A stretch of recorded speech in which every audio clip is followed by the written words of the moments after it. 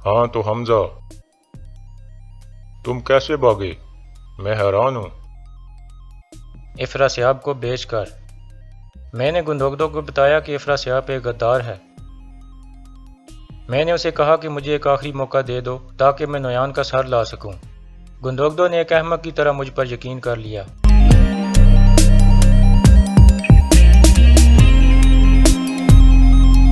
दुमरुल भाई, क्या हुआ?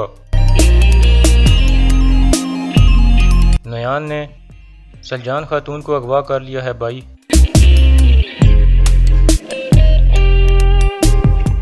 अस्सलाम वालेकुम नाज़रीन। इस किस्त के आगाज़ में अर्तुल और उसके साथी जा रहे थे कि रास्ते में उन्होंने देखा कि एक ज़ख्मी आदमी भाग रहा था और उसके पीछे कुछ आदमी लगे होते हैं। इतने में अर्तुल वहां पहुंचता है और एक आदमी को मार देता है और दूसरे से पूछता है कि तुम क्यों इस ज़ख्मी आदमी पर हमला कर रहे हो। वो आदमी कहता है ये तुम्हारा मसला नहीं है और बुलंद आवाज़ में कहता है हमला करो। इसके बाद कुछ और आदमी एक तरफ से निकल आते हैं और हमला करने के लिए आगे बढ़ते हैं, लेकिन इसी दौरान अर्तुल के साथी भी आ जाते हैं और दोनों ग्रुपों में लड़ाई शुरू हो जाती है। थोड़ी देर लड़ाई के बाद अर्तुल और उसके साथी तमाम आदमियों को मार देते हैं। इसके बाद वो जख्मी आदमी के पास जाते हैं। अर्तुल कहता है बताओ भाई, वो तुमसे क्या चाहते थे? वो आदमी कहता है मुझे मदद चाहिए, उन्होंने सबको मार दिया है, मेरे शेख और दरवेशों को भी उनसे खतरा है। अर्तुल कहता है कौन है वो और उन्हें क्यों मारना चाहते हैं और तुम कौन हो?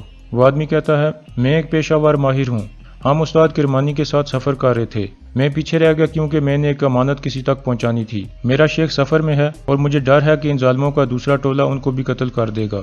अर्तुल कहता है लेकिन वो जालिम लोग कौन हैं? वो आदमी कहता है आप ये जान चुके हो कि वो जालिम लोग हैं, बस यही काफ़ी है, अल्लाह के लिए मेरे शेख को बचा लो। अर्तुल फौरन अपने साथियों से कहता है चलो चलें, और फिर वो सब अपने घोड़ों की तरफ बढ़ते हैं। दूसरी तरफ तानगुत और उसके साथी सलजान और दुमरुल को लेकर नोयान के डेरे की तरफ बढ़ रहे होते हैं। रास्ते में एक जगह सलजान अपनी रस्सी खोल लेती है और मंगोल सिपाही को धक्का देकर भागने लगती है, लेकिन थोड़ी दूर जाकर वो गिर जाती है और तानगुत आकर उसे दोबारा पकड़ लेता है।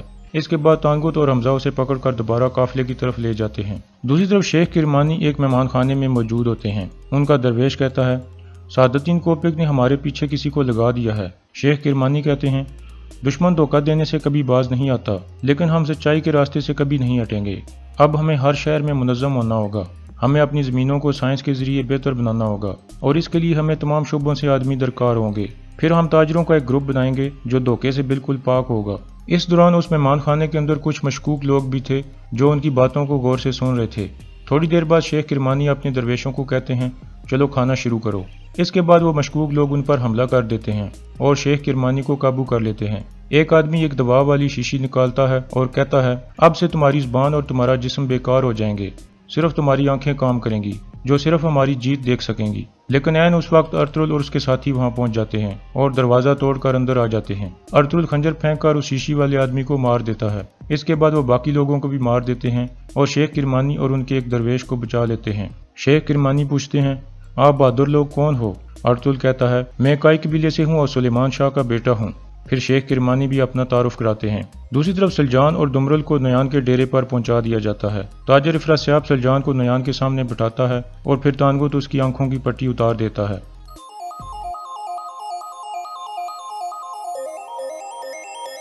कौन है ये? सलजान, गुंदोगदो की बीवी। तुम उस औरत को मेरे पास ले आए हो जिसको गुंदोगदो ने छोड़ दिया है? इसके बाद इफ्रासियाब कहता है गुंदोगदो इसे नहीं छोड़ेगा नोयान। नोयान कहता है अगर गुंदोगदो इसके लिए नहीं आया तो मैं तुम्हें कुत्तों के आगे डाल दूंगा। सलजान कहती है क्या तुम मंगोलों का पालतू कुत्ता नोयान हो? नोयान उसे थप्पड़ मारता है और कहता है ये तुम्हारा काई कबीला नहीं है। सलजान उसके मुंह पर थूक देती है। फिर तानगुत अपने सिपाहियों को कहता है इसको यहाँ से ले जाओ। फिर मंगोल सिपाही उसे पकड़कर एक तरफ ले जाते हैं और उसके मुंह में पट्टी डाल देते हैं। फिर इफ्रासियाब कहता है मैं हमजा को भी अपने साथ लाया हूँ नोयान। नोयान कहता है उसे अंदर लाओ। फिर हमजा नोयान के सामने आता है। नोयान कहता है आओ आओ मेरे वफादार सिपाही बैठो। फिर नोयान उससे पूछता है हाँ तो हमजा, तुम कैसे भागे? मैं हैरान हूँ। इफ्रासियाब को बेचकर। मैंने गुंदोगदो को बताया कि इफ्रासियाब एक गद्दार है। मैंने उसे कहा कि मुझे एक आखिरी मौका दे दो ताकि मैं नोयान का सर ला सकूं। गुंदोगदो ने एक अहमक की तरह मुझ पर यकीन कर लिया। इसके बाद नोयान कहता है बहुत अच्छे हमजा, तुमने वही किया जिसकी मुझे उम्मीद थी। اس کے بعد تانگت کہتا ہے میرے پاس بھی ایک تحفہ ہے تمہارے لیے نویان۔ نویان کہتا ہے لاؤ اسے۔ منگول سپاہی دمرل کو پکڑ کر سامنے لاتے ہیں۔ تانگت اس کی پٹی کھولتا ہے اور کہتا ہے یہ گندوگدو کا خاص سپاہی ہے، گندوگدو نے اس کو افراسیاب کے پیچھے بھیجا تھا۔ نویان کہتا ہے تو گندوگدو نے حمزہ پر اعتبار نہیں کیا، اس لیے اس نے پیچھے اپنا آدمی بھیج دیا۔ دوسری طرف قبیلے میں سنگر تیکن حکیم ارتو کے پاس جاتا ہے اور کہتا ہے ارتل نے جانے سے پہلے مجھے بتایا تھا کہ آپ کو ساری صورتحال کا پتہ ہے اور میں آپ پر اعتماد کر سکتا ہوں۔ کل میں سفید داڑھی والوں کی طرف روانہ ہونا چاہتا ہوں۔ حکیم ارتو کہتا ہے ٹھیک ہے، میں نے ان کو اطلاع دے دی تھی، وہ اوغز خان کی مہر کے ساتھ آپ کا انتظار کر رہے ہوں گے۔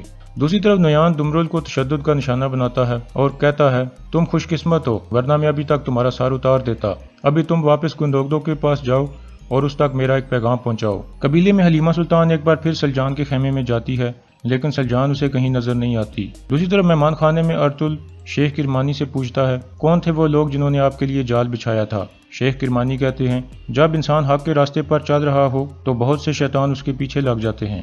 ارتل کہتا ہے وہ آپ کو مارنا کیوں چاہتے تھے؟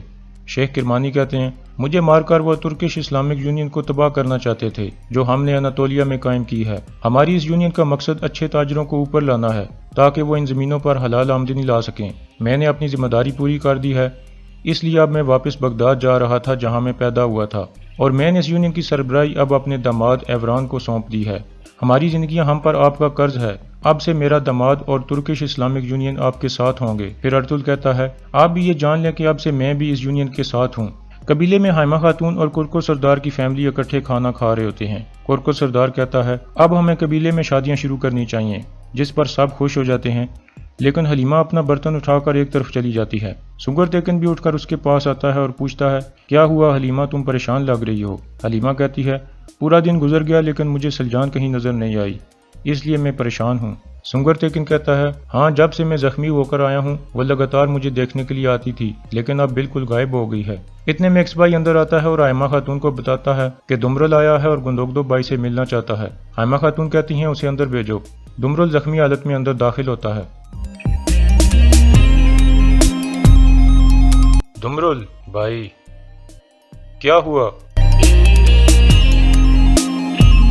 نویان نے سلجان خاتون کو اغوا کر لیا ہے بھائی۔